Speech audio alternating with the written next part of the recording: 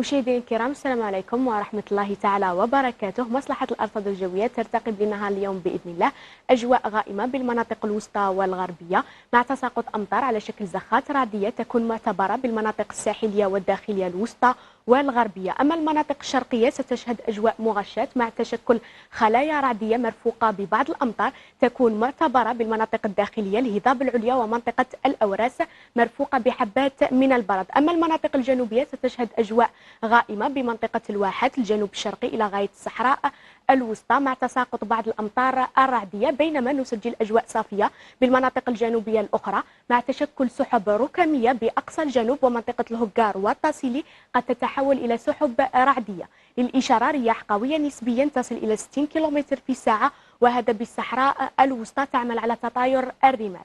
عن درجة الحرارة القصوى لظاهرة اليوم إن شاء الله نسجل 20 درجة بالبيض وكذلك بتيارت، 24 درجة بكل من تلمسان ووهران وكذلك بتيزي وزوع عنابة وقلمة. نسجل كذلك 40 درجة بإليزي وأضرار، 41 درجة بإن صالح وإن قزم، لترتفع إلى غاية 42 درجة ببرج بجي مختار. عن درجة الحرارة الدنيا لليلة اليوم إن شاء الله نسجل 10 درجات بالبيض وتيارت، 16 درجة بالعاصمة، 15 درجة بتيزي وزوة ووهران، 14 درجة بقلمة، 24 درجة بورقلة، 25 درجة بإليزي. نسجل كذلك 16 درجة بتندوف، 26 درجة بأضرار، 28 درجة بإن صالح، 27 درجة بإن قزم، لترتفع إلى غاية 29 درجة ببرج بجي مختار.